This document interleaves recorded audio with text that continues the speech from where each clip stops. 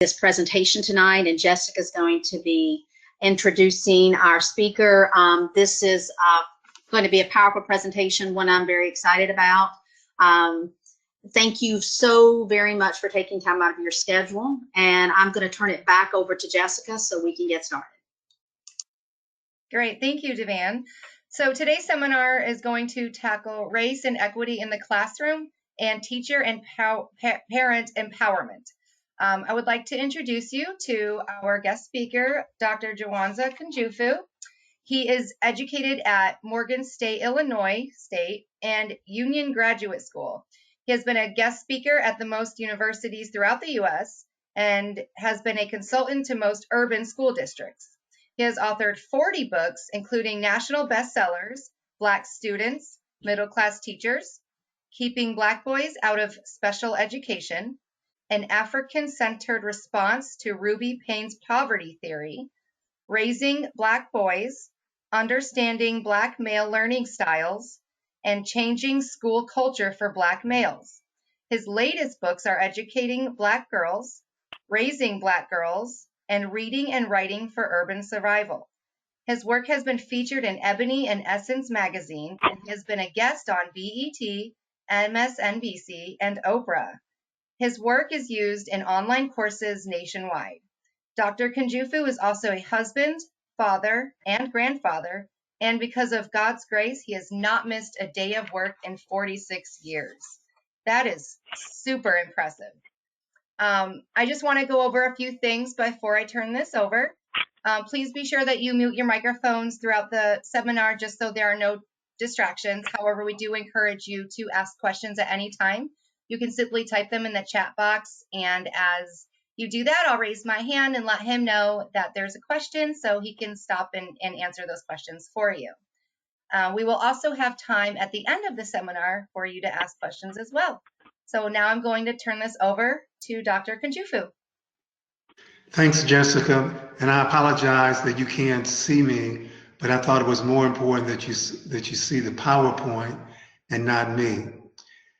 I'm condensing a 6-day workshop into 1 hour, so there's going to be some challenges.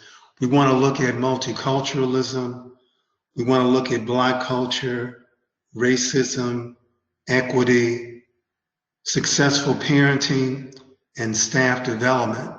So there's 6 topics there, and normally we allocate a 4 to 6 hour period per topic. So let's get straight to it, since we're already a little into the hour. The first screen that you see is multiculturalism, and notice the various groups: Africans, Europeans, Hispanics, Native American, Asians. When we really understand multiculturalism, you don't put a group in the center. You put the event in the center, and you respect everyone's opinion. For example, if the first event was who discovered America, what do you think the popular answer would be coming from Europeans?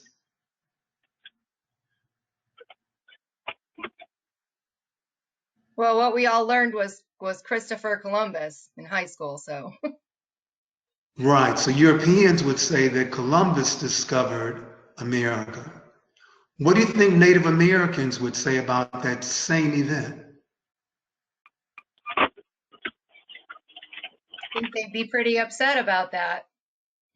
And that they were already there. Right.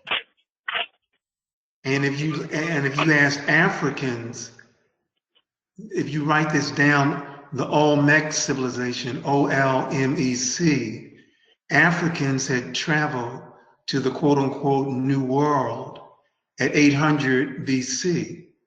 There's a similarity between the pyramids in Egypt and the pyramids in Mexico. Let's go to another event. Let's go to slavery. If you ask Europeans in America about slavery, what do you think they would say?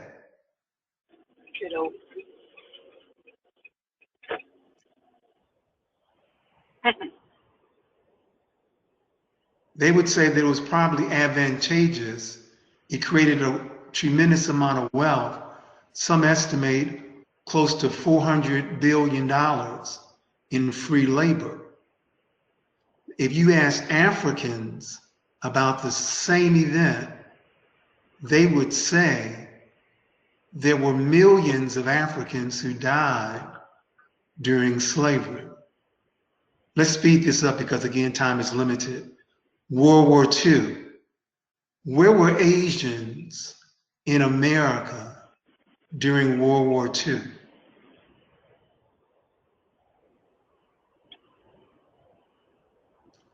Class, where were Asians in America during World War II? Were they put in camps? They were in concentration camps. So Europeans would have one view about World War II in America, but Asians were in camps. And if we had more time, we could talk about reparations, because Asians did receive reparations for the 2 to 6 years that they were in the camps. Last event, May 1862. What would Hispanics say about May 1862?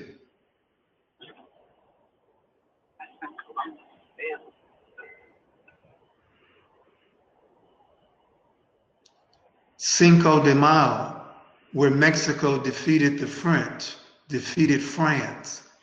It's the same event, but these groups see it differently. Now, before we go on, in your school district, are you really teaching a multicultural curriculum where the event is in the center, not white people or Black people or Asians or Native Americans or Hispanic? When you're multicultural, you put the event in the center. Let's go on before time runs out. I want to now move to Black culture.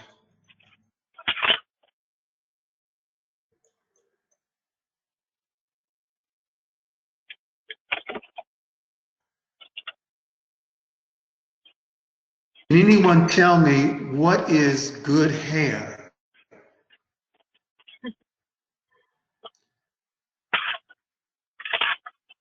See, this is a dialectical term, because if you know what good hair is, you know what bad hair is. Can anyone tell me what are pretty eyes? The probably light colored eyes. Light color, blue, green, hazel, anything but dark brown. From a Black cultural perspective, where is the kitchen? I would love for Jessica or Lynn to answer this question. Where is the kitchen? It's your turn, Lynn. I don't know where is the kitchen. I'm trying to figure the answer out. Are there any African Americans on the virtual panel? We've got some people chiming in saying the kitchen's the center of family.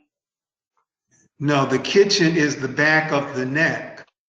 It's the first place that will go back. It will become curly. It's not as straight. Yeah. What does straight as a ruler mean? See, it's connected with good hair. Good hair is considered straight. Mm-hmm. And in some neighborhoods, in some programs, you couldn't be admitted or be accepted into membership if your hair was not straight.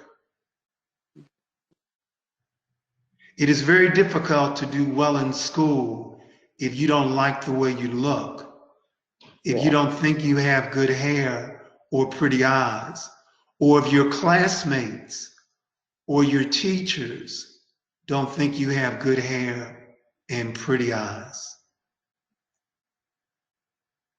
Can anybody tell me what is the brown bag test?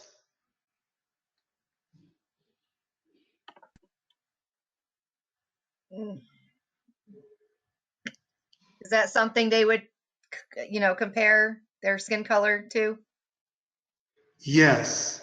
If In you're order not, to be, there were some HBCUs, and there's the Mhm. sorority, AKAs, that required a brown bag test to be admitted. And if you were darker than the bag, you were denied admission into some HBCUs and some Black sororities. What is the Dial test? Has something to do with Brown versus Topeka. What year was Brown versus Topeka?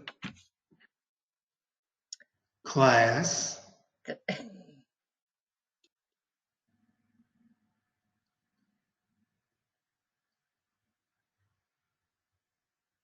You're talking about the law for allowing segregation in schools? Yes, and so Brown versus Topeka ended segregation or attempted to end segregation in schools. And one of the reasons for Brown versus Topeka was the Dial test. Black children, for some strange reason, did not choose dolls that looked like them. They chose white dolls. Can anybody tell me what is the one drop theory? The one drop theory.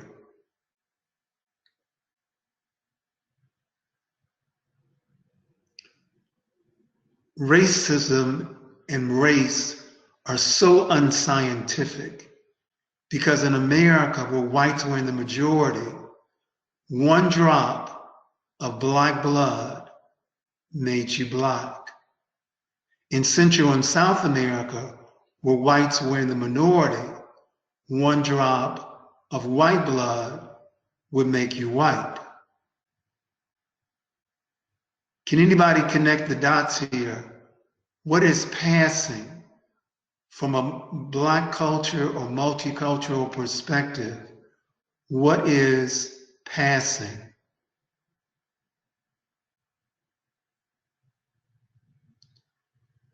We're not talking about, go ahead. I was gonna say, I would guess it's passing for a Black person or passing for a white person.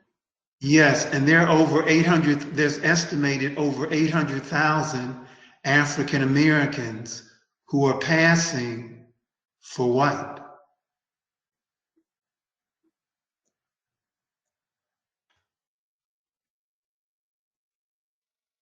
What is colorism, and does it exist in your school?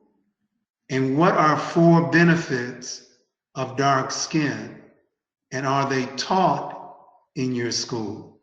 Let's look at this second question because of time. What are 4 benefits of dark skin?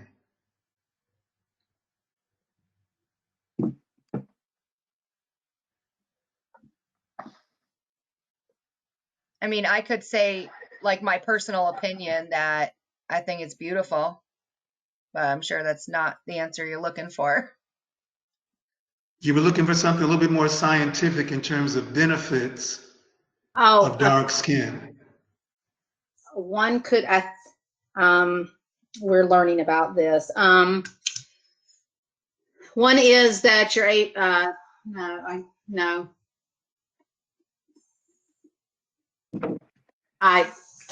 at a loss. I can't remember. So we're going to make this a home. We're going to make this a homework.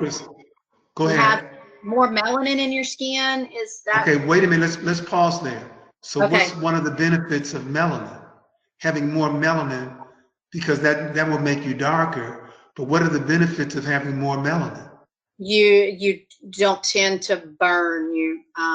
Okay, so less chance for sunburn. That's one.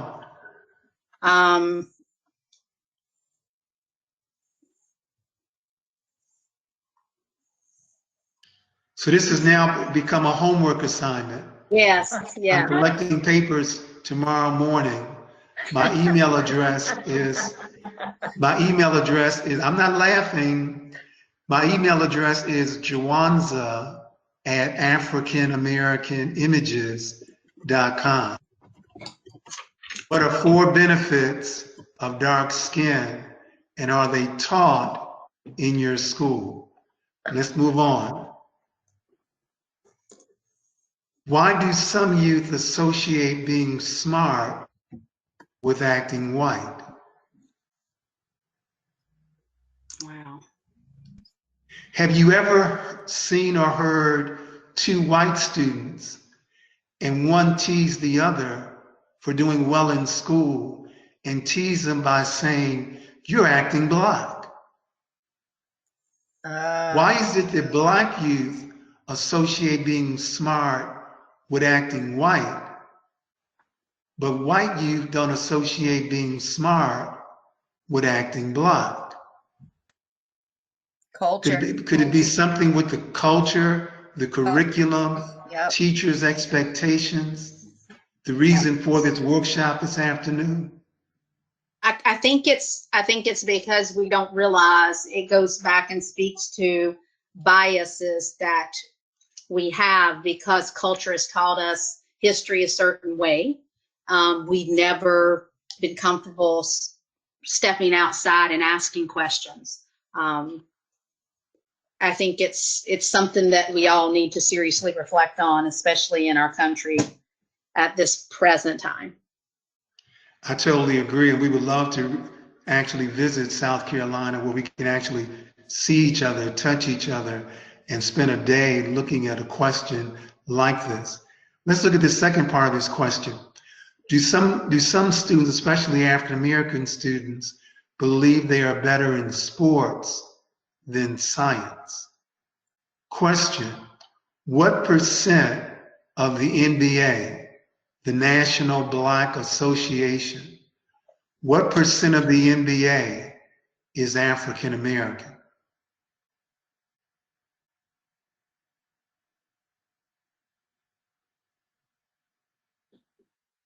Class. 81%. Very good. Did you Google that, or did you know that? No, of course not. I did not Google that. Very good. Because because it's between 80 and 85%. Was that Jessica who answered that question? Yes, sir. Very good. So Jessica, I want you to start answering last because you're passing the class. Yay. It's the other panelists that I'm concerned with. So what percent of the engineers and doctors? Now, Jessica, remember, you can't answer. If I find you answering the question, I'm going to label you ADD, ADHD, and give you Ritalin and place you in special education, Jessica. What percent of African Americans are engineers or doctors? Do you think it's 81% like the NBA? No. No. What percent is it? Someone put in, Sue put in 15% in the comments. And you're very kind saying 15. Reduce that by 13 points and you're looking at... Right. I was at 2%. We need schools that will inspire Black and Hispanic youth that they are just as talented in math and science as they are in sports and music. Let's go on. What is PTSD? Post-traumatic stress disorder. Close. It's the S that's different. Post-traumatic what? Not stress. It's another word starting with S. Stupid. No. I want to see you after class. Post-traumatic slavery disorder. Oh. When children associate being smart with being white, when they think they're better in sports than science, when they don't believe they have good hair and pretty eyes, they're suffering from post-traumatic slavery disorder. When they fight each other, when they use the N word and the B word, they're suffering from post-traumatic slavery disorder.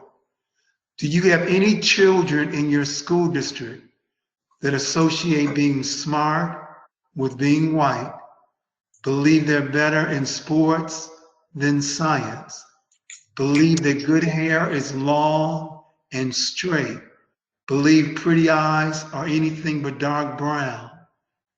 Do you have any students who suffer from that? You could reduce your suspensions and fighting if we could eradicate post-traumatic slavery disorder. For homework, I want you to research the Willie Lynch letter.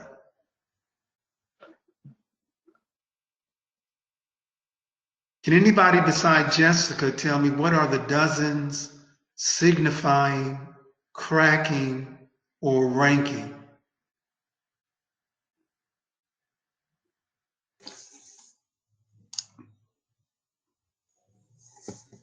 I don't know that one. Lynn? Don't know. Sue?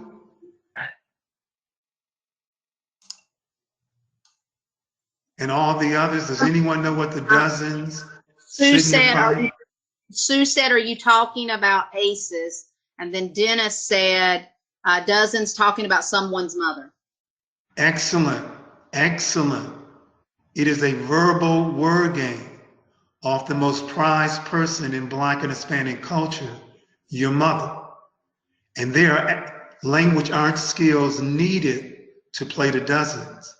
And when you have culturally sensitive teachers, they know how to code switch and have Black and Hispanic youth use the same skills that were needed to play the dozens, to use those same skills in language arts. We'll come back another time and discuss that in more detail. Last question on the Black Student Culture Quiz. What is Ebonics and code switching? It's a dialect. It's a dialect. Well, let me ask you this. Which English are you defining as being standard? That's spoken by Prince Charles in England? That's spoken by the Kennedy clan in Massachusetts? Or that's spoken by Jimmy Carter in Georgia? Which one are you defining as being standard? I don't think there is a standard. Right, but it appears that for some strange reason, the dialect that African American children and Hispanic children use is not acceptable to the standard. Right, right. And that's why I gave 3 European examples of standard English. That's spoken in England, that's spoken in Massachusetts, and that's spoken in Georgia. When you're multicultural, you widen the standard. You respect any group. You respect all groups' dialect. You allow them to code switch. You allow them to say it one time in Ebonics, another time in standard English, without putting a negative connotation on it. Let's now move to racism.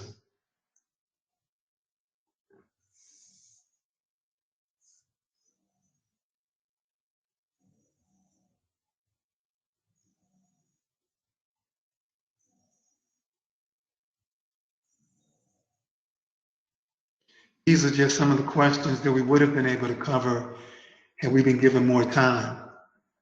I think there's about 30 questions just in this section. I think we need to have you do more. I want to back up just a moment. I agree, Devan. Can anybody tell me who was Malcolm Little?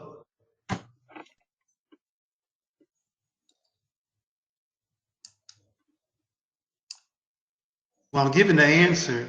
There's a relationship between Malcolm Little, Detroit Red, and Malcolm X. Malcolm Little was a brilliant 8th grade honor roll student. Oh. And one day his teacher, Mr. Swasky, asked Malcolm Little, what do you want to be? And Malcolm Little said he wanted to be a lawyer. His teacher, Mr. Swasky, told Malcolm, you can't be a lawyer. A nigger cannot be a lawyer. And asked Malcolm to give a different answer. The words of a teacher broke Malcolm Little's spirit. He was an 8th grade honor roll student, but he eventually became a high school dropout. His nickname was Detroit Red. Why Detroit Red? Because he put a hot comb in his hair to turn it straight. He hated himself, and he went to jail because he committed a crime. And it was in jail that he learned his history and his culture. Some people say you have to go to jail to learn your history and your culture. I could have a whole day's workshop just on the relationship between Malcolm Little, Detroit Red, and Malcolm X.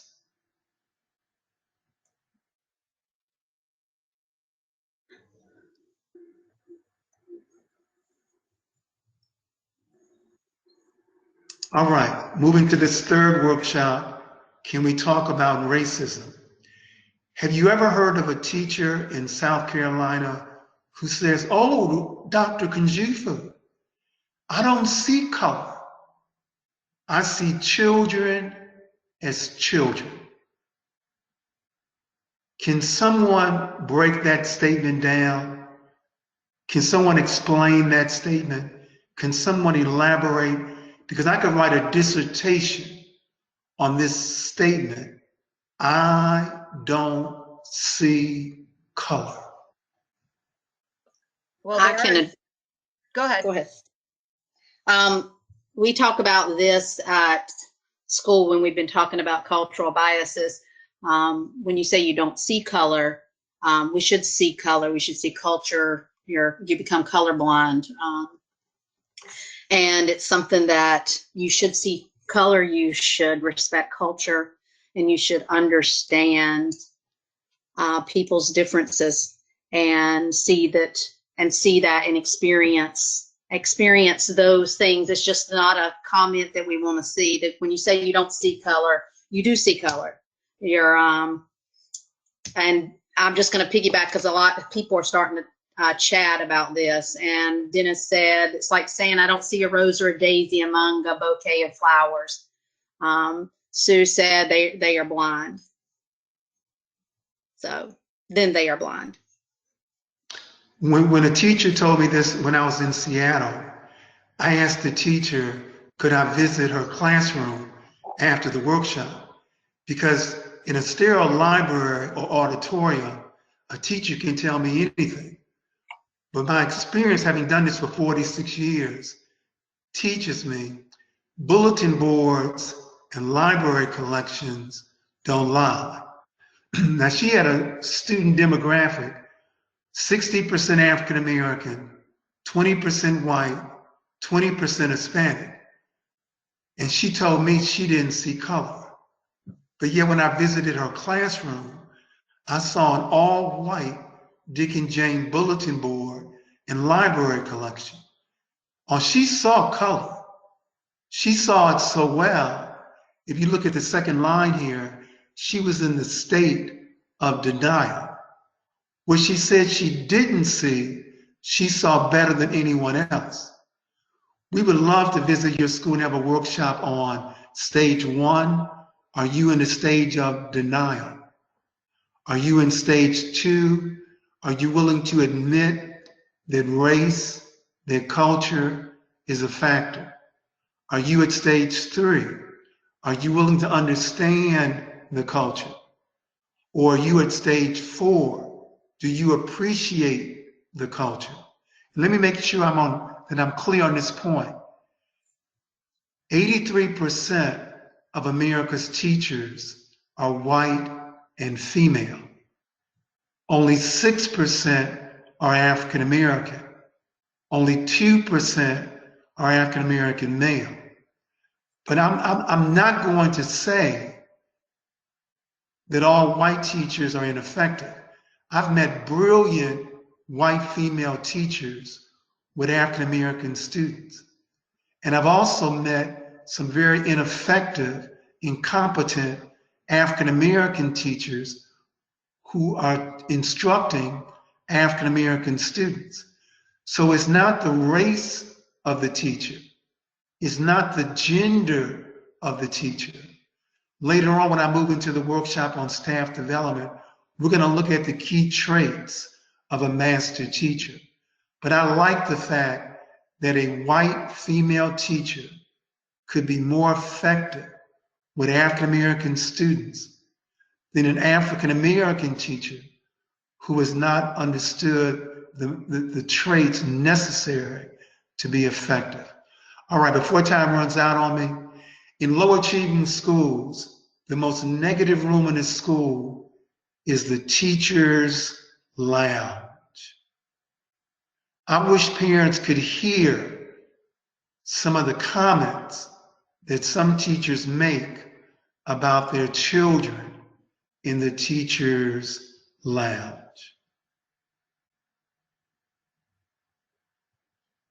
Let's go on. Again, if we had more time, we could talk about the missionary teacher, the cultural deficit model. How does poverty and race affect expectations?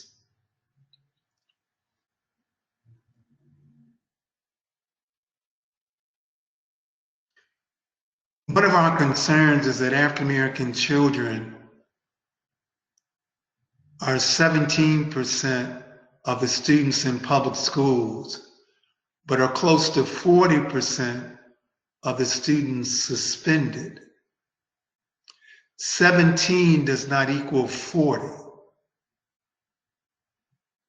We have research documenting white and black students committing the same infraction.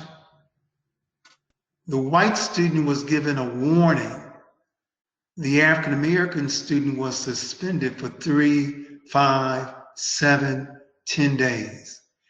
Can someone explain to me how racism does not exist in our schools, and yet this example takes place across the country? Committing the same infraction, one receives a warning, one receives suspension. Can someone elaborate on this disparity?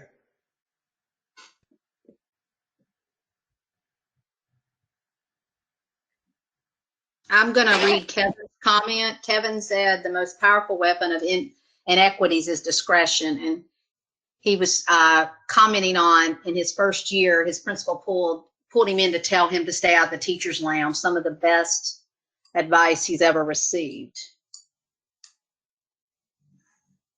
And he said, the intent may be noble, but you are denying race rather than embracing it. We always talk about color when mentioning minority communities and see the absence of color when speaking about the majority community. But can someone comment on the disparity in suspension where white students are receiving warnings and African American and Hispanic students are receiving suspensions? It just seems like maybe they're, just assuming that, if they don't give, a white student and a African American student the same punishment, then maybe the African American student will, I don't know, not learn their lesson or something. Because you see this all the time in real life, and even as grown-ups, when you see a white guy and an African American guy commit the same crime, but why does the white guy get off with a warning and then the African American guy gets sent to prison? It happens. Yeah, and my concern is that it appears that schools are mirroring the police department. Mm-hmm. They are. They decide how many prisons to build based on 4th grade reading levels.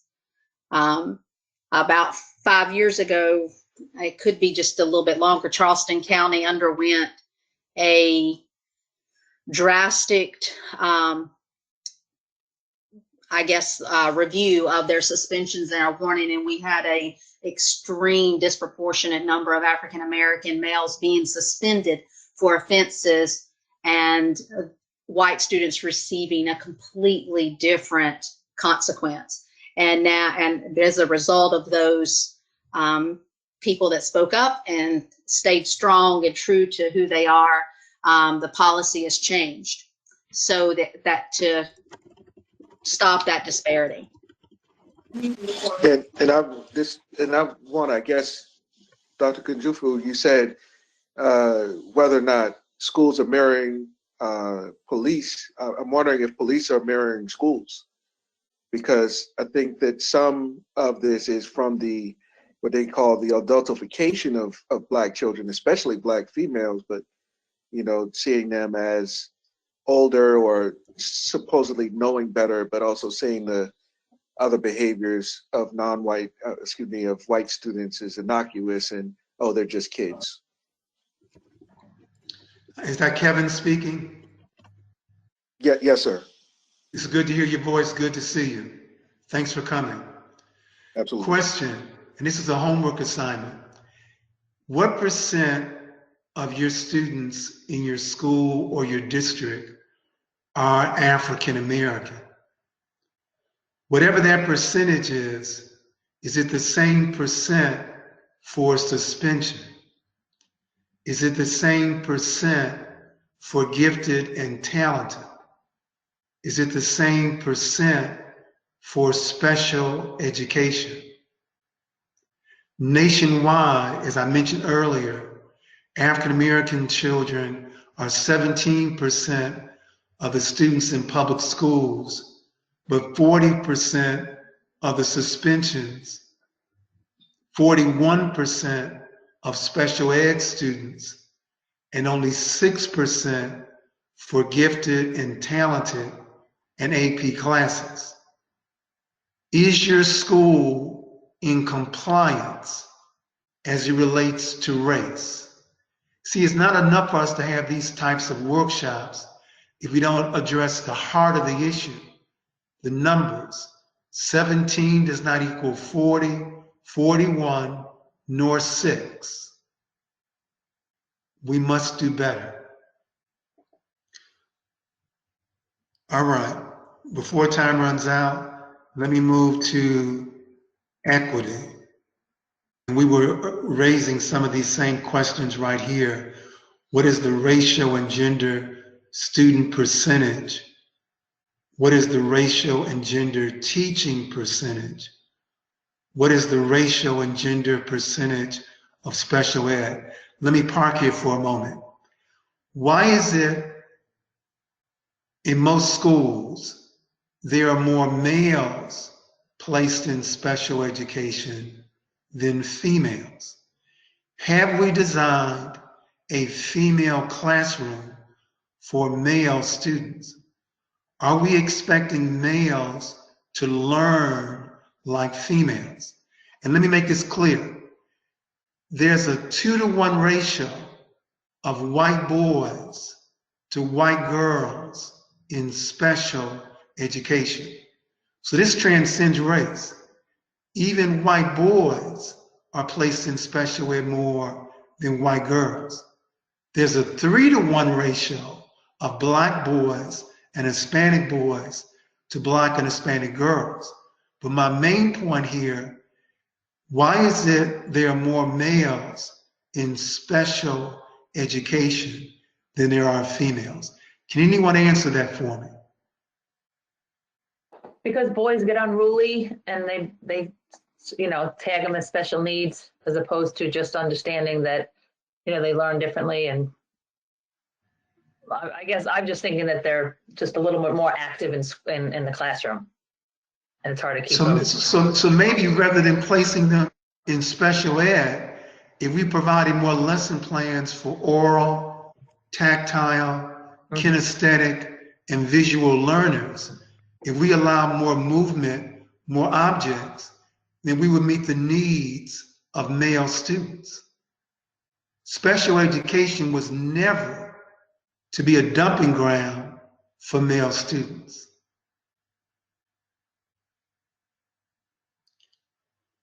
One of the concerns that Lynn wanted me to look at was childhood prejudice. On this page here, I want to reinforce the first term here, differences. People that are secure are comfortable with differences. Blacks and whites are different. It doesn't mean one is better than the other. But insecure people will rationalize, because you're different from me, you're deficient of me. So we've observed children, especially white and black girls, white and black boys, and they accentuate differences like skin color, hair, features, physique, dress, dialect, food, music, sports, cosmetics, who's spending time with who as it relates to recess, lunch, evenings, weekends, holidays. As you know, Jessica, there are schools that look integrated on the outside, 50% white, 50% black on the outside. But on the inside, the lower track classes are on the first floor, the regular classes are on the second floor, and the gifted and talented and AP classes are on the third floor. And it really is concerning that in some schools I've seen literally an all white gifted and talented AP advanced class on the third floor, and an all black first floor remedial reading and special education. Yeah, so even though they say that, our school is everyone's together, but really they're not, because they're all in different like levels basically, and they're not all together, and that's pretty awful. What can we do about abolishing or reducing the impact of tracking?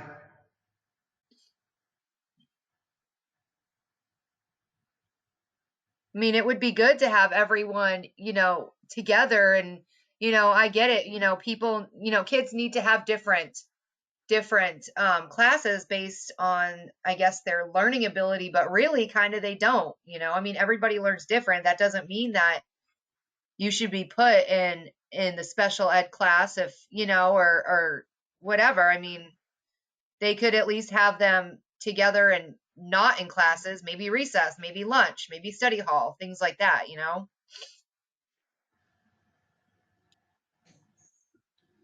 Because I only have, what time do you have, Jessica? I have 7:45, but I'm good to stay Okay. as long as you are. Okay. One last quick point on this page. The N-word. Have you ever heard the N-word being used in South Carolina? Absolutely. Yes. What can we do about abolishing the use of the word? I don't know. That has just become a homework assignment. And Black youth are so creative, they've made a distinction between Nigger and Nigga. They've made one term a term of endearment. But the way I define the N-word, would Harriet Tubman and would Dr. King use the N-word? If they use it, I'll use it. If they don't use it, I won't use it. We can't let rappers determine the use of the word. All right, with about 3 minutes left, let me just mention. I'm sorry. There was a book that we had to read by Randall Kennedy. Yes. And it was about the history and the sociology of the word. And it is a powerful book to really sit down and dive in to why that word took on the negative, the connotation, but really breaks it down and brings it all the way through it. I found that just an amazing book by a great author. It was really changed the way I viewed a lot of things. And remember when I mentioned PTSD, post-traumatic slavery disorder, Yes. when Black youth use the N-word, it's an illustration that they hate themselves, and that's why they're using the word. Now, Lynn wanted me right quick to look at examples of adult racism. As it relates to income, the median African-American income is $41,000. White median income is $70,000. Median African-American wealth, $17,000. Median white wealth, $171,000. Only 44% of African Americans own their homes or live in a house. 72% of whites live in a house. On the SAT, African Americans only score 941. Whites average 1118. In terms of prison and police, 3 times greater representation of African Americans in prison or being pulled over by the police. Racism is alive and well in America. Now, what I want to do right quick, my last 2 to 3 minutes, we'll come back and give another workshop on parenting, but I do want to close with a quick comment on staff development.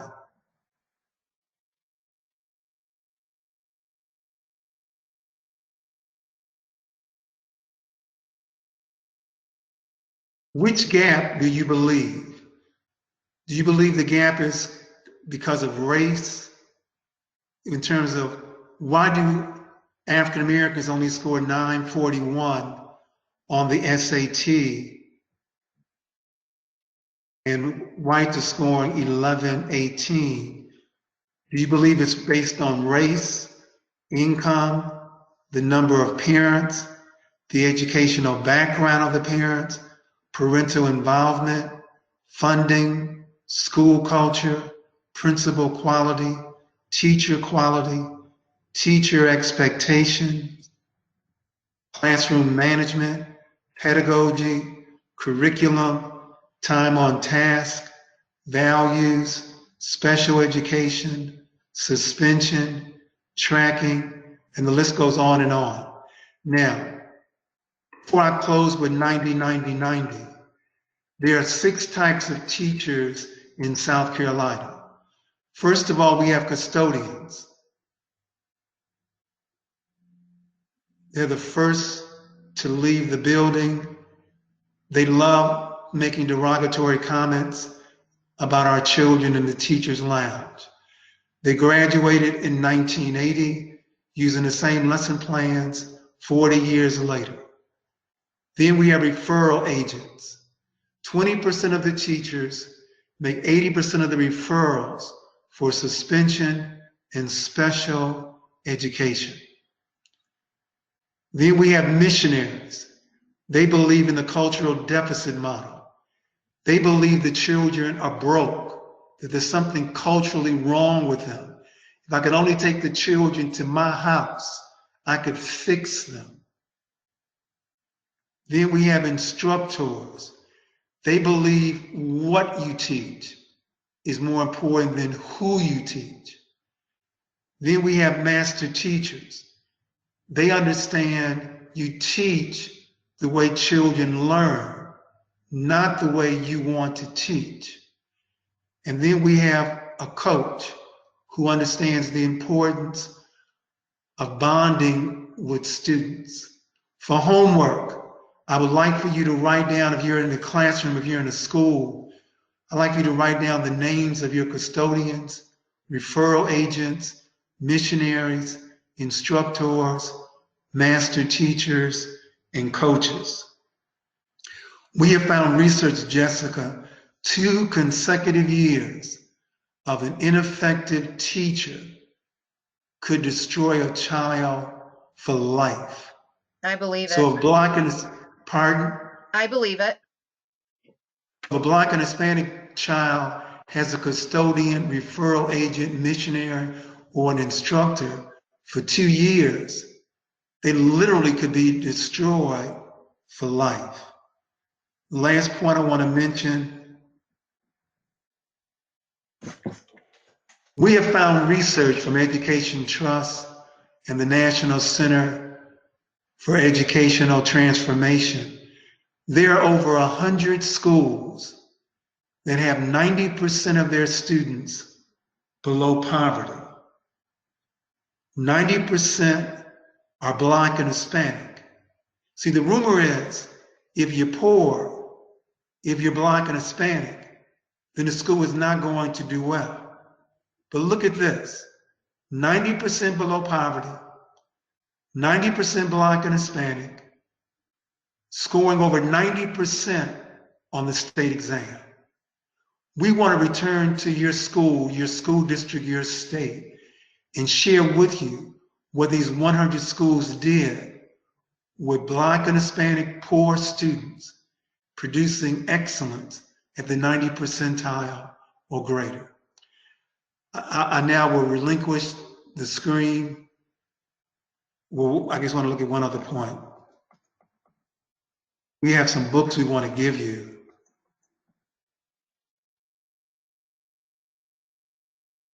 You can take a shot of this.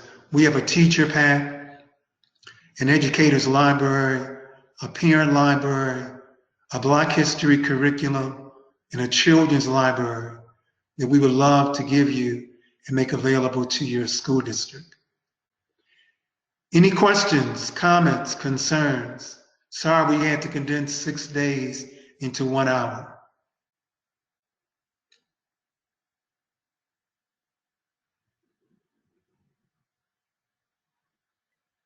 We do have a comment from Kevin.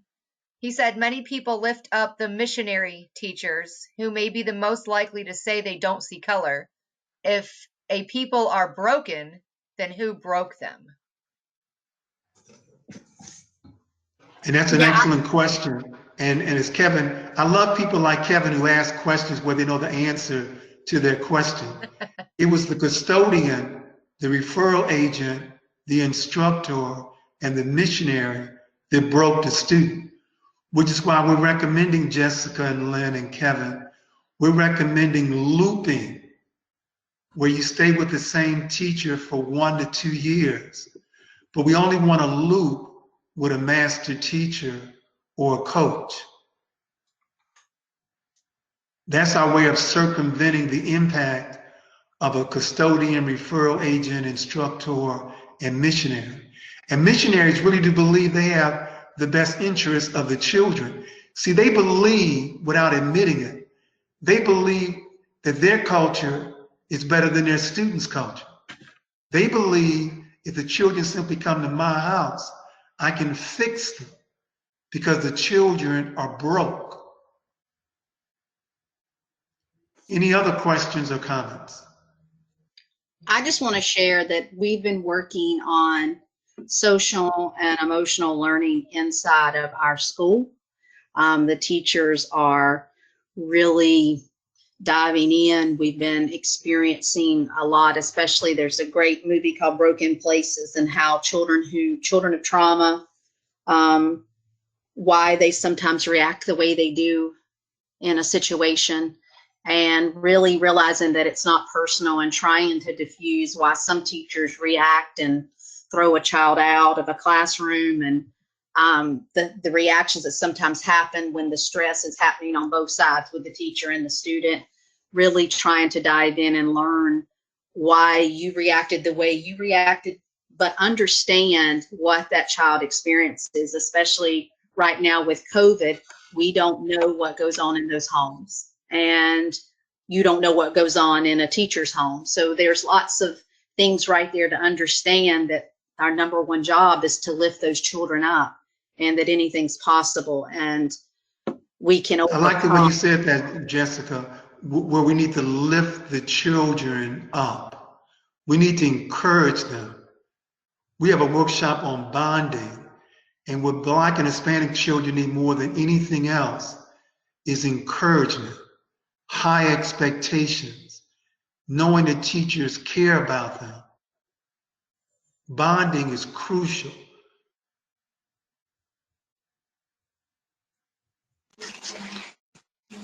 You know, I wanted to mention, you talked about the teachers, the different types of teachers, and what I've recently realized is, you know, we put a lot of emphasis on how long a teacher's been in school.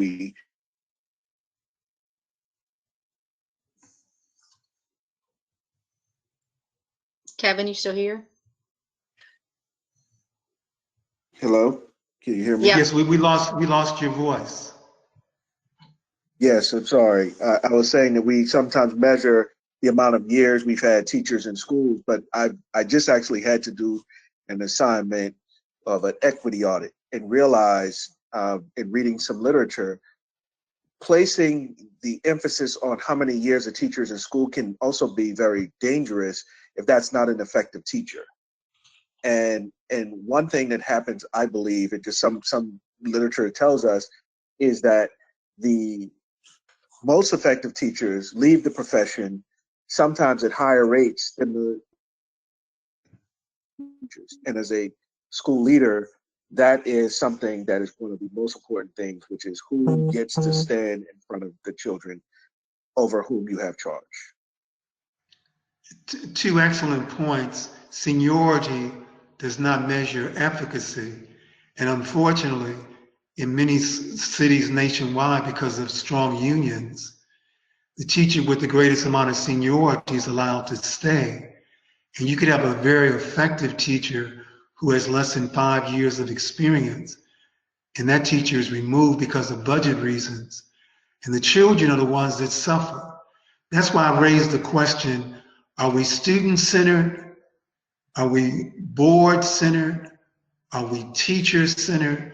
Because if we're student-centered, then we always make the best decision in the best interest of the students.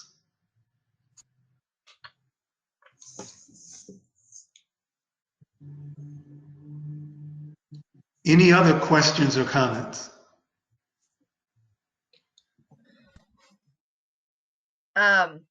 Sue Klopfer said that this has been the best presentation by far. And I have to agree 100% on this. And I'd really like to discuss with you, you know, we can email or anything to bring you back, because I feel like we could really make an impact on people. So just this really opened my eyes to a lot of different topics and issues that, you know, other people go through, that I may not experience those same issues, to be honest, you know. So Well, I would be honored, but my only concern is that I need more than an hour, and I would love to be physically in South Carolina where I can see you, touch you, and we can bond with one another. yes, yeah. Well, you know, The vaccine is on the way. The cure is already available. So it's only a matter of time before we can fly to South Carolina and be with you in the flesh. In Jesus' name. yes, Yes. absolutely. And I just want to say thank you for being here. I think it's long overdue. Sue's comment, and it's long overdue. And I think it's been nice to be able to listen to each other and talk and conversation. So as a result, I just want to say, I mean, I want to tell Jessica, thank you for navigating this for us, and thank you for being here and speaking. And I would love to have you. I think there's a couple options in our school district that I'd like to share your information with and have you come in and speak to staff. I think it would be powerful, and I think it would be worthwhile. And because of everybody that was on the call tonight, we're gonna email you and give you the 3 options of the books, and everyone that's here will let you choose a book and we will ship it to you. So I know you gave up your time, but I appreciate the discussion. And again, thank you everyone for being here. Jessica? Yes, absolutely. Did anybody else have any questions, or Dr. Kunjufu, do you have anything that you'd like to say? Well, just in closing, I want people to remember one of the statements that I mentioned. It is not the race of the teacher. It is not the gender of the teacher. A white female teacher could be more effective than an African American male teacher with African American male students. The traits of a master teacher are not race or gender. It's bonding, time on task, classroom management, expectations, differentiated instruction, and a relevant curriculum. Yeah, absolutely. And I'm not a teacher. I don't work for any school district, but I'm highly involved and very active in a lot of different schools, especially in the district that I'm in.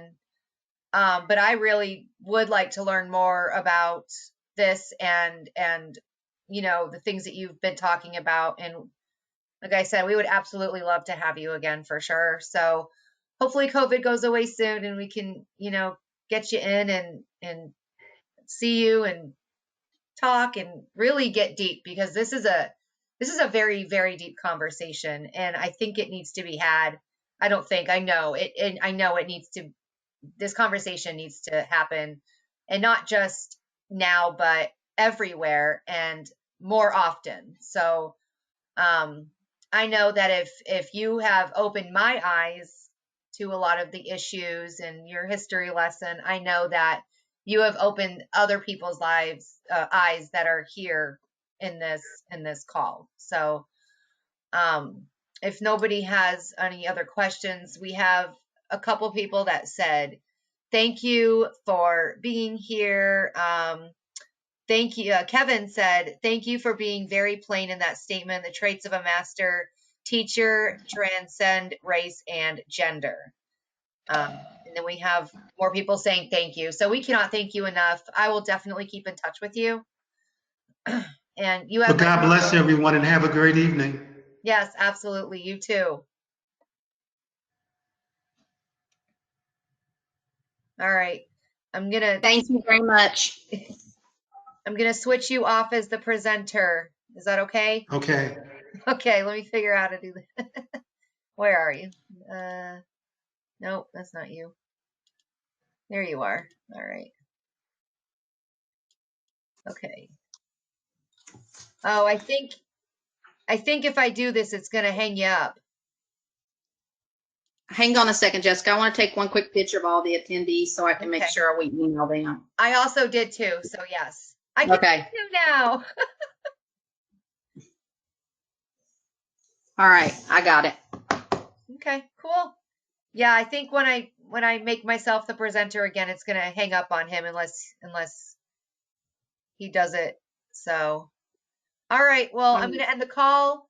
I hope you guys all have a great night, and hopefully we'll see you at the next presentation. Dr. Kunjufu, thank you again.